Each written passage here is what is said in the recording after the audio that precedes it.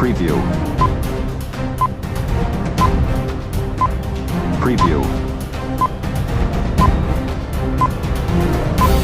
Preview.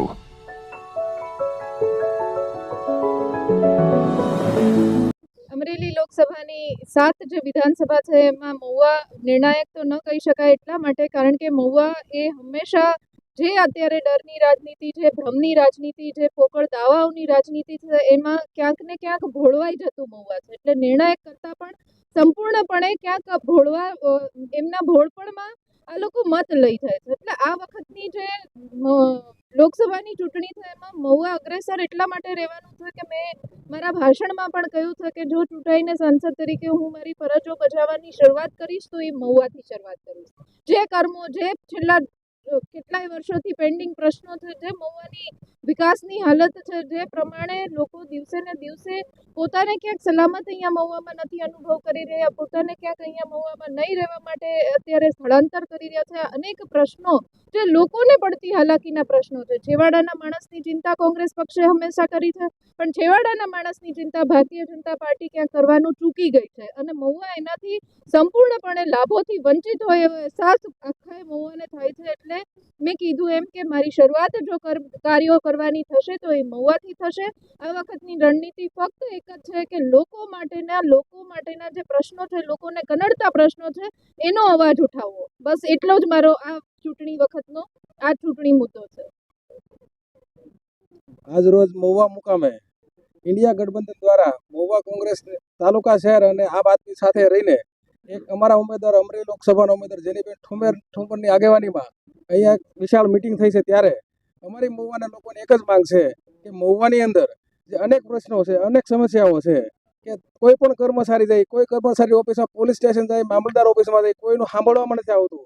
છેલ્લા તમે સાંભળ્યું છે કે ઘણા દિવસથી ગરીબ માણસોને જે અનાજ માટે જે રેશન કાર્ડ છે અત્યારે દખા હાલે છે, કોઈને અનાજ ટાઈમે મળતું નથી. રેશન કાર્ડ એક ઝાટકામાં બધાને બંધ કરી દીધા અને અત્યારે જે વિદ્યાર્થીઓ માટે જે દાખલા કાઢવા માટે ક્રિમિનલ કે કેવી મોટી લાંબી લાઈન થઈ રહી છે અને કેટલા ખર્ચા કરવા છતાં, કેટલા ધક્કા ખાવા, મજૂરી પોતાની પાડી અને જે ખર્ચા કરે છે એમ છતાં ટાઈમે દાખલા નહીં મળતા. એના વિરોધમાં જો આ સરકારને કોઈ અસર નહીં થાય એના માટે આ ચૂંટણીની અંદર વધારેમાં વધારે મહુવાની અંદર લીડ અમે આપી અને અમારા ઉમેદવારને કોંગ્રેસે જેનીબેનને જીતાડશું એવી ખાતરી સાથે આજે અમે વિશાળ જંગી સભાનું આયોજન કરેલું છે. જય હિન્દ, જય ભારત. આજે જ્યારે અમરેલીના લોકસભાના ઉમેદવાર જેનીબેન ઠુમ્મર મહુવાની મુલાકાતે આવ્યા છે, ત્યારે અમારી જેનીબેન ઠુમ્મર જોડે મહુવાની બે જ વાત છે કે મહુવા બચાવો, દારૂ હટાવો, મહુવા બચાવો, દારૂ હટાવો. અને બીજો એક મુદ્દો છે એ મેથરા બંદરનો છે. વર્ષોથી ભાજપે જે લોલીપોપ આપી છે, 20 કરોડની અમે તમને પેકેજ આપ્યું, 40 કરોડનું અમે પેકેજ આપ્યું, 60 કરોડનું પેકેજ આપ્યું, 100 કરોડનું પેકેજ આપ્યું, તોય હજુ સુધી એક પથ્થર જ્યાં મુકાયો નથી. અને જે આજુબાજુના 100 ગામડાની જીવાદોરી છે એવો મેથરા બંધારાની વાત અમે જેનીબેન ઠુમ્મરને કરવાના છીએ, વીરજીભાઈ ઠુમ્મરને કરવાના છીએ.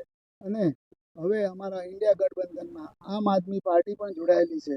આમ આદમીના પણ બધા નેતાઓ આવેલા છે. ત્યારે અમારી બે જ વાત છે, મહુવામાંથી દારૂના અડ્ડા હટાવો, મહુવામાંથી દારૂ હટાવો અને સામાન્ય લોકોને જીવવા દો, તેમજ મેથરા બંધારું બનાવો. જય હિન્દ, જય ભારત.